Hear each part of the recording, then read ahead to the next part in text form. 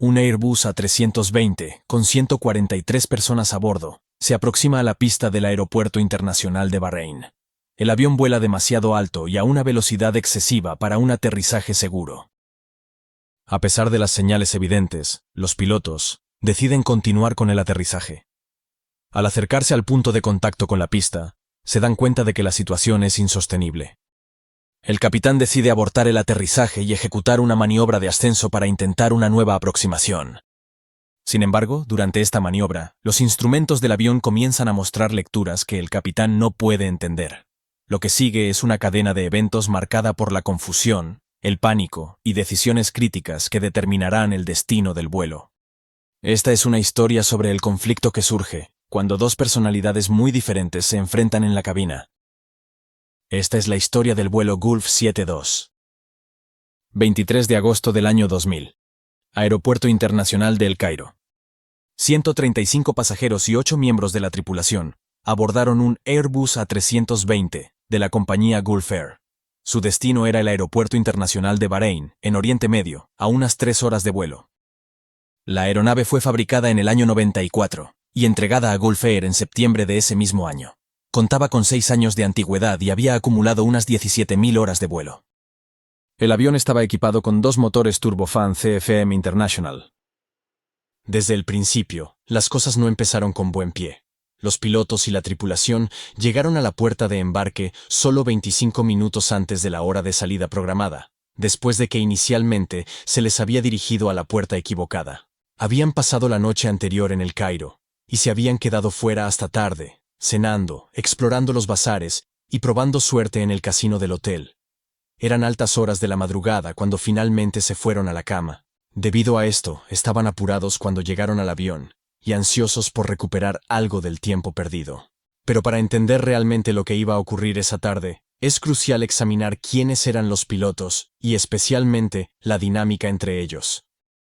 Al mando del vuelo estaba Ishan Shakib, un piloto de 37 años con una experiencia en vuelo de cerca de 5.000 horas, de las cuales 1.000 horas fueron en el Airbus A320. Se unió a Gulf Air como ingeniero más de 2 décadas atrás, y tras una larga carrera en la compañía, ascendió a capitán solo 2 meses antes de este vuelo. Su transición a la posición de capitán no estuvo exenta de dificultades. En una prueba reciente en el simulador, realizada como parte de su ascenso, obtuvo calificaciones deficientes en 2 maniobras de emergencia críticas, un despegue abortado y un fallo de motor después del despegue. La calificación D es el nivel más bajo aceptable para cualquier secuencia de maniobras. Si más de 3 secuencias no relacionadas obtienen una calificación D, la evaluación general se considera fallida. Pero no fue el caso para Shakib. Los pilotos que habían volado con Shakib tenían diferentes opiniones sobre su personalidad. En general, lo consideraron responsable, servicial, profesional y astuto. No obstante, algunos colegas lo describieron como ruidoso y excesivamente confiado. Otros lo consideraron algo engreído sobre sus conocimientos de los sistemas de la aeronave. Más adelante, examinaremos con más detalle este estilo de comportamiento y cómo fue crucial en este vuelo. En la cabina también estaba el primer oficial, Khalaf Al-Alawi, de 25 años. Alawi se unió a Gulf Air como piloto cadete el año anterior y pasó directamente al Airbus A320. Había acumulado poco más de 600 horas de vuelo, de las cuales 400 eran en el A320. Durante su examen de competencia inicial en el Airbus A320 el año anterior, enfrentó dificultades en varias áreas clave y recibió calificaciones deficientes en varios aspectos de la evaluación, lo que resultó en un suspenso. Más tarde, volvió a realizar la verificación y aprobó. Pero el capitán Shakib indicó que Alawi aún tenía problemas con los procedimientos de aproximación y salida en aeropuertos desconocidos. Afortunadamente, ese día volaría desde su base en Bahrein, con la que estaba familiarizado. Sin embargo, en este vuelo, el principal desafío no serían las habilidades de vuelo del primer oficial, sino su personalidad. Un instructor del simulador recordó que durante una sesión de formación, el primer oficial no cuestionó ni corrigió al capitán, incluso cuando éste excedió intencionadamente la velocidad de rodaje de 30 nudos establecida en los procedimientos operativos estándar de Gulf Air. El contraste entre la personalidad del capitán y el primer oficial era cóctel letal.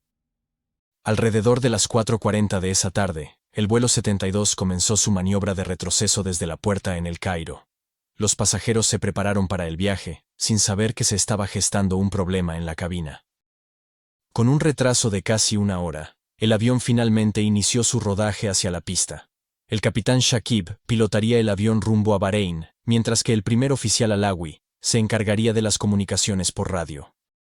A las 4:50, el capitán alineó el avión con la pista y aplicó a los motores la potencia correspondiente para el despegue. En cuestión de segundos, el vuelo 72 estaba en el aire, rumbo al este hacia Bahrein. No tardaron en alcanzar su altitud de crucero, y los pasajeros comenzaron a relajarse, mientras la tripulación iniciaba el servicio de a bordo. Hasta ese momento, todo parecía normal. El ambiente en la cabina era relajado mientras los pilotos desplegaban sus mesas para disfrutar de su comida. El diseño de la cabina del Airbus A320, que ha permanecido prácticamente inalterado desde la década de 1980, se centra en la ubicación lateral del sidestick. A diferencia de los sistemas convencionales, el sidestick no está conectado directamente a las superficies de control del avión mediante cables y poleas. Cuando los pilotos mueven la palanca, este movimiento es transmitido a una serie de computadoras que lo analizan, procesan y luego envían señales electrónicas para ajustar los controles. Este sistema, conocido como fly-by-wire, proporciona una capa adicional de seguridad y asegura maniobras suaves para la comodidad de los pasajeros. Sin embargo, como veremos a continuación, estas protecciones adicionales tienen sus límites. Poco después de las 7 de la tarde, los pilotos comenzaron su descenso hacia Bahrein. El control de tráfico aéreo les autorizó a descender hasta una altitud de 7.000 pies. Durante el descenso, el capitán solicitó que se realizara la lista de verificación de aproximación. El primer oficial comenzó a leerla, y al llegar al punto referente a la sesión informativa de aproximación, el capitán confirmó este punto. Sin embargo, esta fue la primera señal de un problema en la cabina, ya que en realidad no habían realizado dicha sesión informativa. El objetivo de una sesión informativa de aproximación es permitir a los pilotos discutir cualquier desafío que la aproximación pueda presentar, y asegurarse de que ambos estén alineados sobre lo que deben esperar y cómo actuar. Esta sesión es crucial, ya que no solo garantiza que ambos pilotos comprendan las condiciones que se encontrarán durante la aproximación, sino también qué acciones realizará cada uno. Normalmente, la sesión informativa de aproximación se lleva a cabo durante el vuelo de crucero, poco antes de que comience el descenso, ya que es cuando la carga de trabajo de los pilotos es menor. Sin embargo, los pilotos del vuelo 72 continuaron su ruta hacia el aeropuerto de destino, sin haber realizado esta sesión crucial. En esta aproximación, la sesión informativa habría sido muy importante, ya que los pilotos se enfrentarían a una aproximación de no precisión. Una aproximación de no precisión es aquella en la que los pilotos reciben guía horizontal hacia la pista a través de una radiobaliza, pero no cuentan con guía vertical. Esto significaba que, durante la aproximación del vuelo 72, mientras el capitán controlaba la aproximación, el primer oficial tendría la responsabilidad de monitorear cuidadosamente la posición del avión, indicando las altitudes y distancias correctas según la carta de aproximación. El capitán tendría que alcanzar las altitudes específicas en los puntos determinados a lo largo de la aproximación hacia la pista. En este tipo de aproximación especialmente, se requería que la tripulación actuara con extrema precisión y cuidado. Sin embargo, lo que los pilotos hicieron a continuación resultó aún más desconcertante. La aeronave descendió a 3.500 pies, y los pilotos recibieron autorización del control de tráfico aéreo para proceder de forma autónoma hacia la pista 12 en Bahrein. Los pasajeros fueron informados de que en breves momentos daría lugar el aterrizaje. Aunque fuera de la cabina estaba todo oscuro, las condiciones meteorológicas en Bahrein eran favorables: cielos despejados, vientos ligeros y una temperatura de unos 34 grados. Todo parecía transcurrir con normalidad, mientras el avión continuaba su aproximación. Durante el descenso, el capitán introdujo los detalles de la aproximación en la computadora de gestión de vuelo. A partir de estos datos, la computadora calculó las velocidades de aproximación final, así como las limitaciones de altitud y velocidad para la aproximación y una posible aproximación frustrada. Una particularidad del espacio aéreo de Bahrein es la ausencia de un límite de velocidad por debajo de los 10.000 pies. En la mayoría de los espacios aéreos del mundo, las aeronaves están limitadas a 250 nudos, aproximadamente 460 km/h, a altitudes inferiores a los 10.000 pies. Esta restricción se debe al mayor riesgo de colisión con aves a bajas altitudes, ya que los parabrisas de los aviones comerciales suelen estar diseñados para soportar impactos con aves solo hasta esa velocidad. Además, es más sencillo para el control de tráfico aéreo gestionar aviones que vuelan a velocidades más bajas. Aunque en este espacio aéreo no había un límite de velocidad, hubiera sido prudente que los pilotos del vuelo 72 redujeran la velocidad a medida que se acercaban al aeropuerto. Para aterrizar de manera segura, es crucial mantener una velocidad lenta y estable durante la aproximación. Sin embargo, el capitán había desactivado el control de velocidad automático en la computadora de gestión de vuelo. Como resultado, cuando estaban a solo unas 12 millas del aeropuerto, el avión estaba volando a una velocidad excesiva de 315 nudos, unos 580 km/h. Si no reducían la velocidad pronto, no podrían realizar un aterrizaje seguro.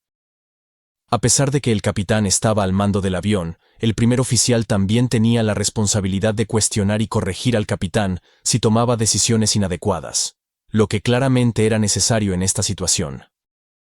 El primer oficial no necesitaba miles de horas de experiencia en el Airbus para darse cuenta de que a esa velocidad y a esa distancia de la pista, una aproximación y aterrizaje seguros serían casi imposibles. Sin embargo, permaneció en silencio. 25 minutos después, el avión estaba alineado con la pista 12. Los pilotos seguirían la señal de la radiobaliza hasta el umbral de la pista, con el primer oficial anunciando las altitudes y distancias. Todo lo que los pilotos debían hacer ahora era reducir la velocidad y descender. Sin embargo, a solo 7 millas de la pista y aún viajando a más de 300 nudos, 550 km/h, reducir la velocidad se convertiría en una tarea muy complicada.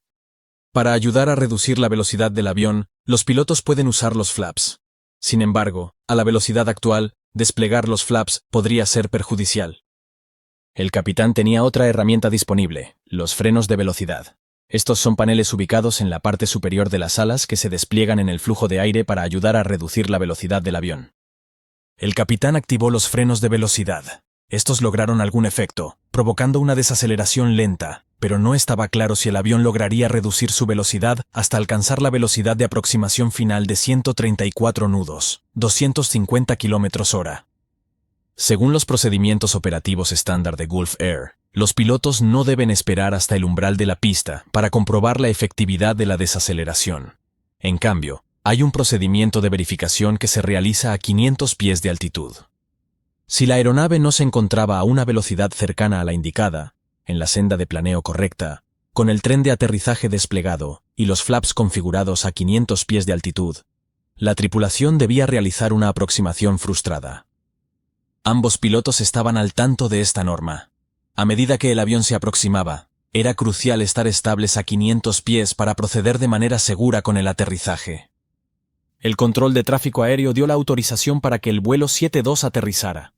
Estaban a solo 5 millas de la pista, 8 kilómetros, y el avión debería estar en su velocidad de aproximación final de 134 nudos, 250 km/h. Sin embargo, aún estaban a 220 nudos, 400 km/h.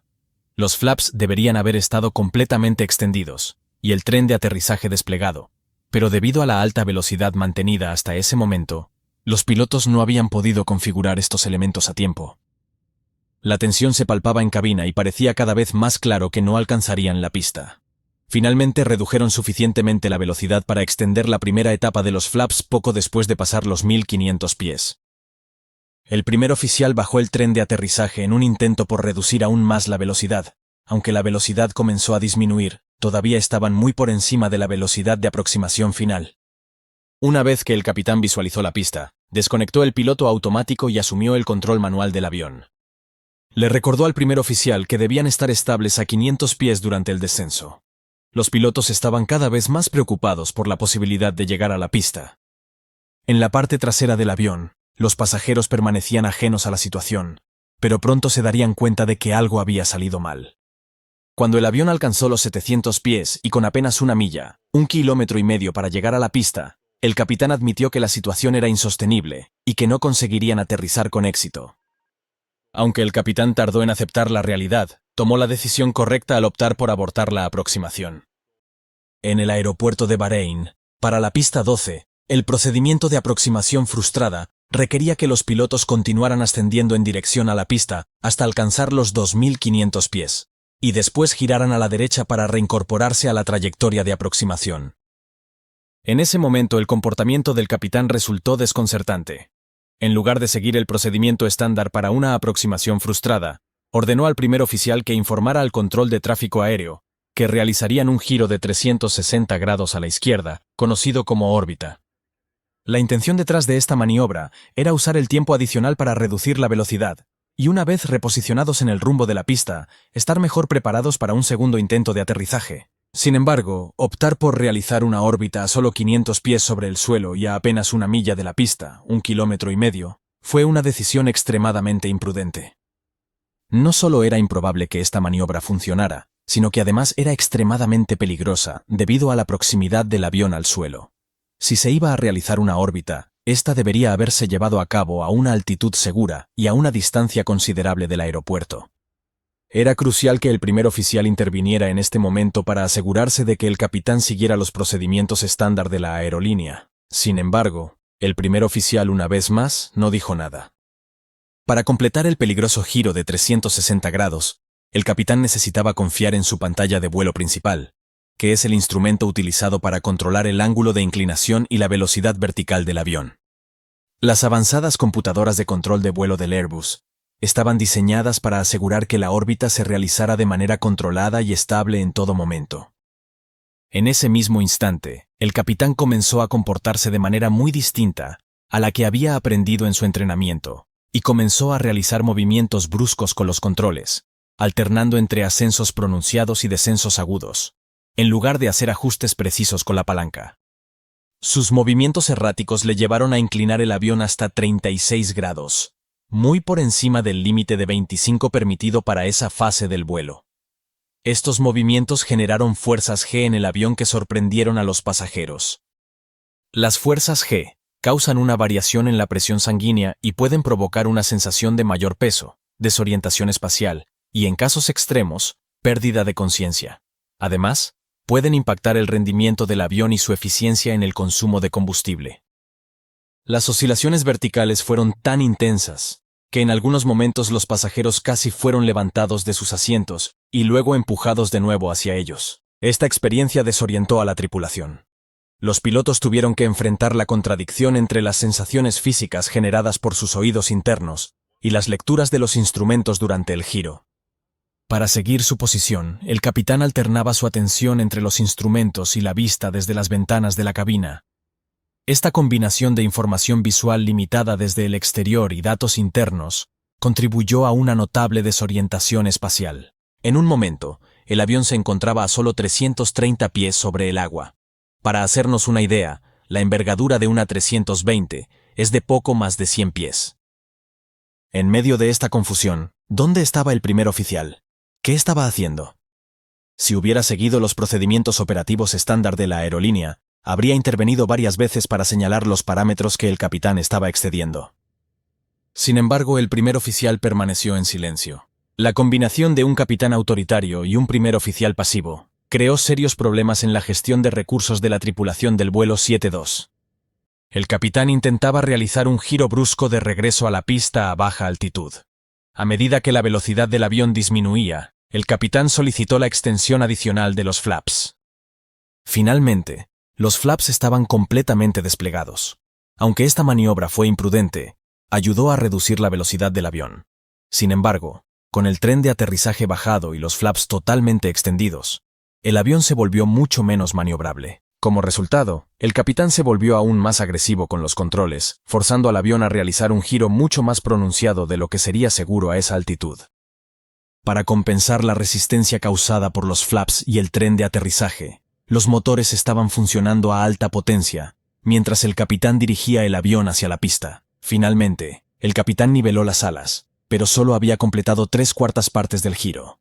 El primer oficial localizó la pista a la izquierda y la señaló al capitán. En ese momento, el avión estaba a solo 300 pies sobre el agua, lejos de estar en condiciones de aterrizar. Sin embargo, en lugar de abortar la aproximación, El capitán continuó. Comenzó a alinear el avión con la pista, pero su giro llegó demasiado tarde. El vuelo 72 había cruzado la línea central de la pista y necesitaba realizar una corrección drástica para volver a ella. Además de estar desalineado, el avión estaba volando demasiado bajo, por lo que el capitán intentó elevar el morro del avión. Una vez más, debido a su estilo de vuelo agresivo, aplicó un ángulo de elevación excesivo y que tuvo que corregir bajando el morro hacia abajo. Las oscilaciones bruscas que experimentaba el vuelo 72 fueron el resultado de que el capitán trataba el sidestick como si fuera un avión tradicional, en lugar de ajustarse a las características específicas del Airbus.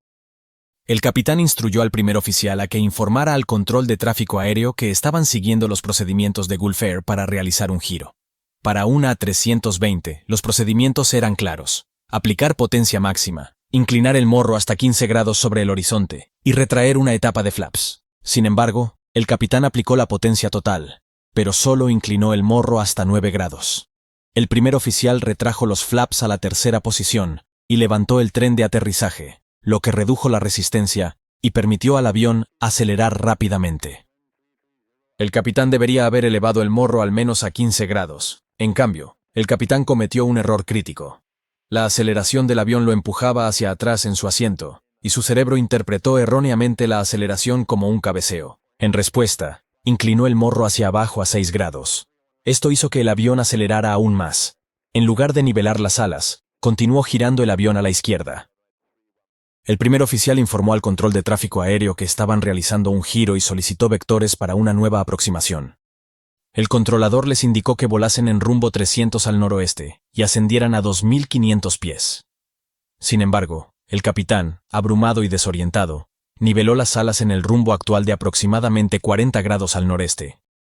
El avión continuó acelerando hasta que la advertencia principal sonó en la cabina y la luz roja de alerta de la ECAM se encendió. A esta velocidad, los flaps estaban en riesgo de dañarse. El primer oficial alertó del exceso de velocidad e informó al capitán que los flaps estaban en posición 3. El capitán pidió que se retrajeran los flaps, pero no inclinó el morro hacia arriba. Con los flaps retraídos, la resistencia disminuyó, lo que llevó al avión a acelerar aún más. La aceleración empujaba al capitán hacia atrás en su asiento, lo cual interpretó erróneamente como un cabeceo. El capitán estaba atrapado en una ilusión somatográfica, donde la aceleración del avión se interpretaba como una inclinación. En respuesta, empujó el mando hacia adelante, causando que el avión comenzara a descender rápidamente hacia el mar. A medida que el avión se acercaba al agua, el sistema de advertencia de proximidad al suelo alertó a los pilotos, pero estaban tan sobrecargados con las advertencias de velocidad y flaps que no prestaron atención. Finalmente, a las 7:30 de la noche, el vuelo 72 se estrelló contra el mar, resultando en la muerte instantánea de todos los ocupantes a bordo. La investigación reveló una gestión deficiente de recursos de la tripulación como una causa clave del accidente. En aquel momento, Gulf Air no contaba con un programa de gestión de recursos de la tripulación, lo que podría haber evitado la falta de comunicación y la toma de decisiones inadecuada. La aerolínea tenía problemas graves de seguridad, incluyendo un mal cumplimiento de los procedimientos operativos estándar y deficiencias en la formación. Tras el accidente del vuelo 72, Gulf Air llevó a cabo cambios significativos en la dirección de la compañía, rediseño de la formación y estableció un programa integral de gestión de recursos de la tripulación. Estos cambios han incrementado la seguridad de la aerolínea y nos enseñan la importancia de mantener unos estándares de formación rigurosos y una sólida cultura de seguridad en la aviación.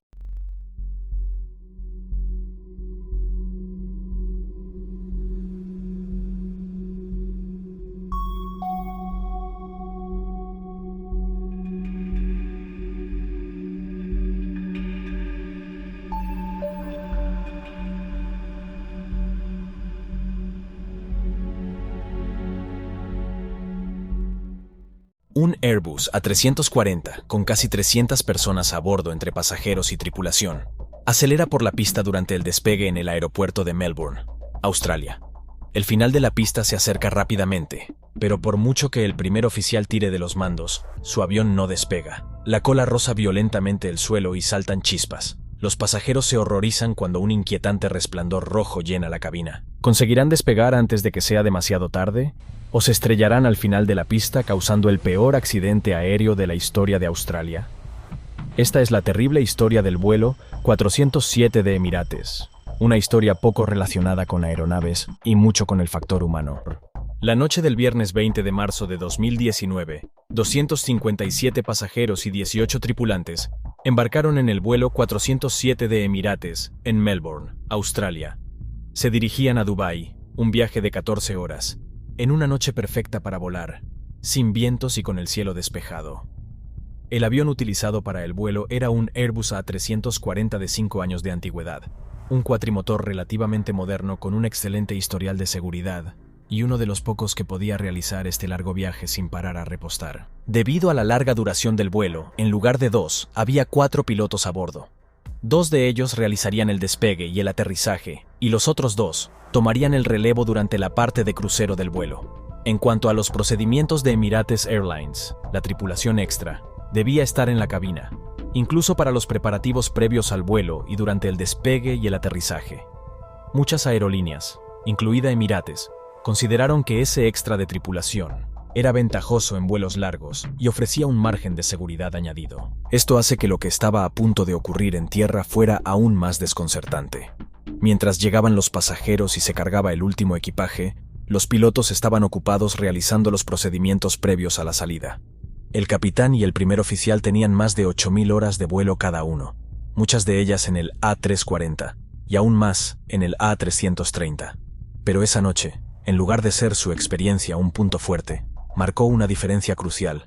Había 5 personas en la cabina, los 2 pilotos, 2 ingenieros de tierra y el capitán de extra, durante los preparativos. De hecho, la cabina estaba tan abarrotada que el primer oficial tuvo que esperar fuera, en la zona de la cocina, a que se marcharan los ingenieros de tierra.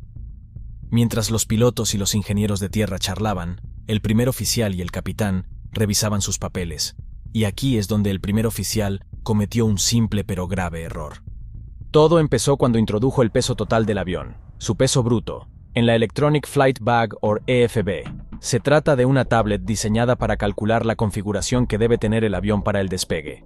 A partir de las cifras facilitadas por el primer oficial, la EFB calculó la configuración de flaps necesaria para el despegue, la configuración de empuje necesaria en los motores y la velocidad a la que el avión podría despegar. Cuando tecleó el peso del avión, se escurrió su dedo y en lugar de teclear 362 toneladas, marcó 262, muy por debajo de la cantidad real, lo cual significaba que el ordenador subestimó la cantidad de potencia que necesitarían los motores para despegar. También subestimó el reglaje de los flaps necesario para producir la sustentación requerida para el despegue y subestimó la velocidad necesaria para despegar. Sin embargo, por muy grave que fuera este error, había un alto nivel de redundancia no solo en los sistemas de la aeronave, sino también en los procedimientos. Los 4 pilotos tendrían varias oportunidades de percatarse de este error antes de posicionarse en la pista. El capitán buscó la EFB y empezó a comprobar las cifras introducidas por el primer oficial. Mientras tanto, el primer oficial empezó a introducir estas cifras en su copia del plan de vuelo. Pero mientras los pilotos realizaban la tarea, el capitán se distrajo con un comentario que hizo otra de las personas que estaban en la cabina. Esto causó que no llegase a completar las comprobaciones. Si lo hubiera hecho, habría descubierto que el primer oficial había introducido una cifra errónea en el peso de la aeronave. Por lo tanto, todas las cifras que la EFB había generado para el rendimiento de la aeronave en el despegue eran incorrectas. El capitán introdujo ahora estas cifras erróneas en el ordenador de gestión de vuelo FMC, el cerebro de la aeronave. Es importante destacar que, en este punto, ambos pilotos debían comprobar verbalmente que el peso de despegue introducido en el FMC y la cifra escrita en el plan de vuelo por el primer oficial coincidían. Esta comprobación crucial revelaría claramente que el primer oficial había introducido una cifra errónea en la EFB, que era 100 toneladas más ligera que la cifra del ordenador de gestión de vuelo. Pero esta confirmación verbal nunca tuvo lugar. Ahora había una comprobación menos entre los pilotos y el desastre. Mientras los 257 pasajeros se acomodaban, no tenían ni idea de que, en la cabina, un pequeño error se estaba escapando con alarmante facilidad a medida que se acercaban al final de sus comprobaciones. Los pilotos tuvieron una última oportunidad de detectar su error. El primer oficial leyó las cifras de su copia del plan de vuelo, y el capitán comprobó que coincidían con las del ordenador de gestión de vuelo. Cuando leyó la cifra del peso para el despegue, empezó diciendo la cifra C-260 y luego leyó la cifra correcta de 362 en el ordenador de gestión de vuelo. Pero eso no importaba, porque todas las cifras de rendimiento de despegue que se habían calculado utilizando el EFB, el iPad, se habían hecho utilizando un peso incorrecto de 262. Pero por lo que él sabía, el capitán ya había comprobado sus cifras y, además, supuso que simplemente debía de haberse equivocado al escribir la cifra en el plan de vuelo, en lugar de al introducirla en el EFB. Las puertas de la cabina se cerraron, junto con la puerta de la oportunidad para que los pilotos se dieran cuenta de su error. Aquella noche, el vuelo 407 de Emirates salió de la puerta de embarque, 7 minutos antes de lo previsto. El piloto puso en marcha los 4 motores del avión y comenzó a rodar hacia la pista 16 del aeropuerto de Melbourne en dirección a Dubái. Estaba al mando el primer oficial, así que hizo moverse el avión, mientras el capitán repasaba las listas de comprobación antes del despegue. Durante el rodaje, los pilotos colocaron los flaps en la primera posición en lugar de en la segunda o tercera, donde deberían haber estado si se hubiera introducido el peso correcto de la aeronave en la EFB. Era el empuje toga, o empuje de despegue en tierra, el ajuste máximo del motor. Como resultado, la aceleración fue lenta, pero a los pilotos no les pareció especialmente extraña. Estaban acostumbrados a una amplia gama de aceleraciones en el A340 que, en cualquier caso, tenía cierta reputación de avión lento. Mientras el avión seguía por la pista, el capitán anunció 100 nudos. El avión estaba ahora en lo que se conoce como modo de alta velocidad, en el que solo un pequeño número de emergencias justifican un despegue abortado. Los pilotos podían percibir que el avión aceleraba a medida que el traqueteo rítmico de las ruedas del morro sobre las luces centrales de la pista se hacía más rápido. Entonces alcanzaron la velocidad marcada como V1, el punto de no retorno. Ahora los pilotos estaban comprometidos con el despegue, pasara lo que pasara con el avión, ya fuera un incendio del motor, un neumático reventado o cualquier otra cosa. Abortar el despegue a partir de esta velocidad sería arriesgarse a salirse del final de la pista. Segundos después alcanzó VR, velocidad de rotación. El primer oficial tiró de la palanca lateral para levantar el morro del avión. El único problema era que la velocidad se basaba en cálculos para un avión mucho más ligero. Se había calculado que la velocidad de rotación, RV, era de 140 nudos, casi 20 nudos menos para el peso real del avión. La aeronave no sería capaz de alzarse por los aires hasta que no viajara al menos a 163 nudos o 300 kilómetros por hora. Pero con los cálculos ya hechos, los pilotos tendrían que averiguarlo por las malas. El primer oficial tiró de la palanca lateral, pero el morro no se elevó. Volvió a tirar de la palanca, pero seguía sin pasar nada. El avión continuó acelerando por la pista sin ninguna señal de querer despegar. El avión estaba ahora a menos de 1000 metros del final de la pista, y la banda de luces que marcaba el límite se vislumbraba. Los pilotos se estaban quedando sin opciones. No había forma de abortar el despegue en ese momento. El capitán le dijo al primer oficial que tirara de la palanca lateral por segunda vez. El primer oficial tiró de nuevo y finalmente el morro del avión se elevó. Pero ante el horror de los pilotos, el resto del avión no lo hizo. El primer oficial siguió tirando de la palanca, y el morro se elevaba cada vez más, pero podían ver en el panel que la altura seguía siendo 0. El primer oficial, tratando desesperadamente que el avión ascendiera, siguió tirando de la palanca hasta que la cola del avión chocó contra la pista. Saltaron chispas cuando el fuselaje de la aeronave se estrelló contra la pista a casi 300 kilómetros por hora. El impacto fue tan fuerte que el registrador de datos de vuelo, una de las cajas negras del avión, cayó de su soporte sobre la propia cubierta del fuselaje. La cubierta del avión se estaba haciendo trizas, y los pasajeros podían oler el humo y el metal y el revestimiento exterior ardiendo. La cabina se iluminó con un terrorífico resplandor rojo. En cuestión de segundos, el avión se precipitaría por el final de la pista. Al ver esto, el capitán puso los motores al máximo. Era el último intento. En ese momento, estaba seguro de que todo había terminado para él y sus casi 300 pasajeros y tripulación. En la oscuridad tras las luces de la pista se vislumbraba el desastre. El avión se salió de la pista y su cola rozó el barro. Finalmente sus ruedas principales abandonaron el suelo. Una fracción de segundo después, la cola la siguió, pero el avión apenas ascendía. Su cola golpeó la antena localizadora, perforando el fuselaje del avión y estrellándose contra una de las luces de la pista. El primer oficial elevó a duras penas el avión averiado, desesperado por no precipitarse de nuevo al suelo. Mientras ascendían tímidamente, apareció una advertencia en la pantalla central. Tail Strike. El controlador de la torre también había visto las chispas generadas por la cola al rozar la pista y alertaron a los pilotos. La tripulación sabía que no continuarían hasta Dubái. Necesitaban volver a Melbourne, pero ahora su elevado tonelaje volvía a acecharles, aunque esta vez era el del combustible, pues llevaban más de 130 toneladas a bordo. El avión estaba muy por encima de su peso máximo de aterrizaje. Los pilotos tendrían que descargar una gran cantidad de combustible antes de poder regresar al aeropuerto.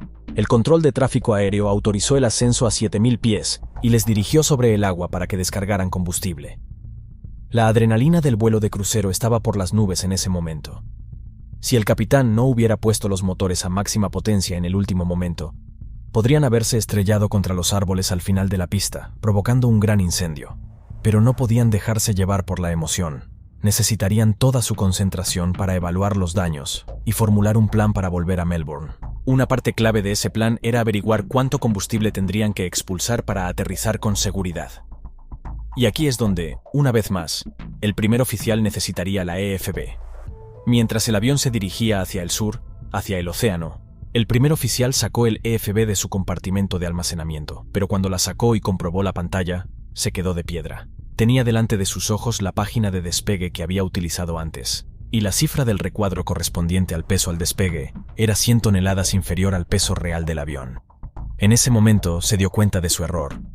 Su falta de atención había estado a punto de causar la muerte de casi 300 personas. Pero el primer oficial apenas tuvo tiempo de asimilarlo cuando el primer oficial que le acompañaba señaló algo preocupante. El avión no se estaba presurizando. Los pilotos se dieron cuenta de la terrible realidad.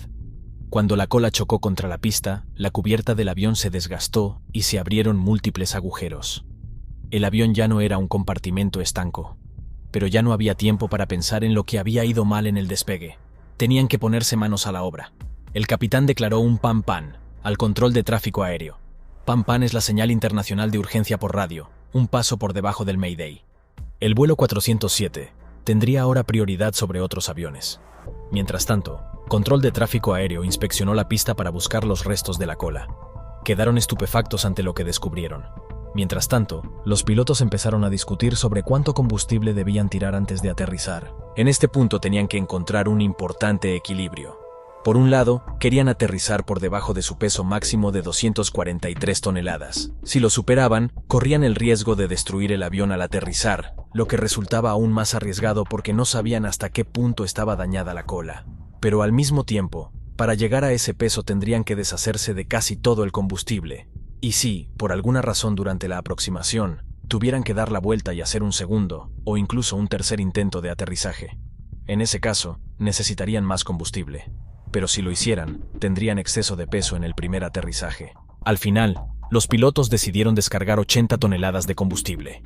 De este modo, su peso se reduciría a 280 toneladas, todavía por encima de su peso máximo de aterrizaje de 243 toneladas, pero con suficiente combustible de sobra por si necesitaban hacer varios intentos de aterrizaje. Esta vez, los pilotos no iban a correr ningún riesgo al calcular su peso. Entre ellos, hicieron 3 cálculos separados para el aterrizaje. 2 de ellos utilizando el EFB y 1 de ellos utilizando el manual de referencia rápida del avión. Pero, ¿por qué no se había prestado la misma atención a estos cálculos vitales en tierra? Los pilotos nunca se habrían encontrado en esta situación. De no ser por un simple error, se les había ido de las manos cuando el avión estaba en la puerta de embarque. Parte del problema era que, antes de embarcar, no se había aplicado la regla de la cabina hermética. Esto quiere decir que no se puede hablar de otra cosa que no sea el vuelo en curso. Esta regla se aplica durante las fases de vuelo de alta carga de trabajo, como las maniobras en tierra, y en cualquier momento por debajo de los 10.000 pies. Pero al no aplicar cuando los aviones están en la puerta de embarque, en la cabina hubo conversaciones no pertinentes. En ese momento, se creó un ambiente en el que la distracción era inevitable. Pero, ¿y los pilotos extras? ¿No se suponía que también debían participar en los preparativos previos al vuelo? ¿Por qué no se habían dado cuenta de que algo iba mal? Resultó que, aunque el capitán extra solía comprobar los cálculos de rendimiento del despegue con una segunda EFB, esa noche no pudo sacarla de su compartimento porque también había 2 ingenieros de tierra en la cabina, además del primer oficial extra. Por su parte, ni siquiera estuvo presente en la mayoría de estos preparativos. Había demasiadas cosas sucediendo en la cabina en ese momento para que los pilotos pudieran seguir los procedimientos por completo.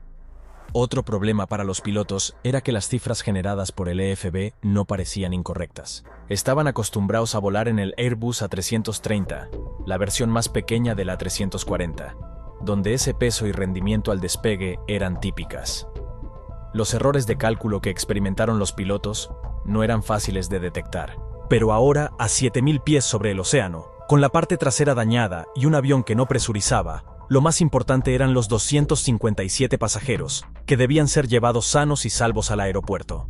El controlador avisó por radio a la tripulación de que los ingenieros de tierra habían inspeccionado la pista y habían encontrado partes de la cubierta del avión y piezas rotas, entre ellas una luz y alguna antena. Fueran cuales fueran los daños del avión, debían de ser graves. El capitán se dirigió por primera vez a los pasajeros para informarles de que se había producido un impacto en la cola durante el despegue y que iban a descargar combustible y volver al aeropuerto. Muchos de los pasajeros estaban asustados. El ruido de rozadura de la carrocería del avión contra la pista, unido al resplandor rojo que despedían las chispas, había sido aterrador. Los auxiliares de vuelo prepararon la cabina para el aterrizaje y los pilotos empezaron a expulsar combustible. El carburante salía de las boquillas situadas en los extremos de las alas a 5 toneladas por minuto. Para los pilotos, la única indicación de lo que le había sucedido al avión era un aviso que aparecía en su pantalla central. Para conocer mejor los daños, tendrían que preguntar a los auxiliares de vuelo. El capitán llamó a la azafata principal, pidiéndole información sobre el despegue y el alcance de los daños en la parte trasera del avión. En ese momento, la situación parecía estar bajo control. Los pilotos finalizaron el vertido de combustible e iniciaron el descenso hacia Melbourne. Sin embargo, unos instantes después, oyeron un ruido inusual. Antes de que la tripulación pudiera averiguar de qué se trataba, recibieron la noticia más espantosa. Uno de los auxiliares de vuelo informó de que podía ver y oler humo. Los pilotos debían regresar inmediatamente al aeropuerto, sabiendo que, con un incendio a bordo, tendrían menos de 20 minutos antes de estrellarse en el mar. El primer oficial llamó por radio a la torre, informándoles de su intención de regresar inmediatamente. Incluso sin tener en cuenta un posible incendio, esto suponía un reto. Los pilotos estaban aterrizando con sobrepeso, con posibles daños debido a un impacto en la cola, y aterrizarían más rápido de lo habitual debido al viento de cola. Comenzaron rápidamente a preparar el avión para el aterrizaje. El primer oficial dio instrucciones a la azafata principal para que se preparara para una posible evacuación en el aterrizaje. Mientras tanto, el controlador de la torre de Melbourne movilizó a los servicios de rescate y extinción de incendios del aeropuerto hacia la pista. Se trataba de un avión que se había salvado por los pelos del desastre en el despegue, y ahora parecía que estaba a punto de enfrentarse a un segundo desastre en el aterrizaje. Los pilotos bajaron el tren de aterrizaje y los flaps. Fue una aproximación tensa mientras el capitán pilotaba el avión hacia la pista. Cuando aterrizara, tendría que frenar bruscamente para que el avión con sobrepeso se detuviera en la pista. En un giro terriblemente irónico, ahora corría el riesgo de que el avión se saliera del final de la pista por segunda vez en la misma noche. El vuelo 407 de Emirates sobrevoló la pista que había atravesado hacía apenas una hora y aterrizó instantes después. El capitán pisó el freno y puso los motores en reversa. El primer oficial anunció las velocidades mientras el avión seguía acelerando. Tras unos momentos de infarto, el enorme avión se detuvo al final de la pista. Sorprendentemente, los vehículos de rescate informaron de que no había signos de incendio.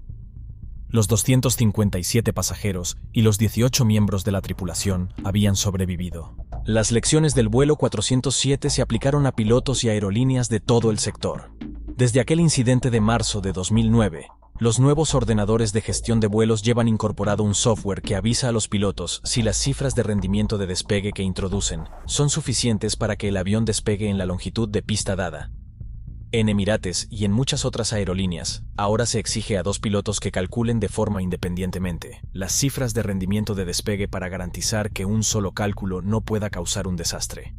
Estas mejoras, junto con muchas otras en la última generación de aviones de Boeing y Airbus, hacen que sucesos como el del vuelo 407 sean mucho menos probables.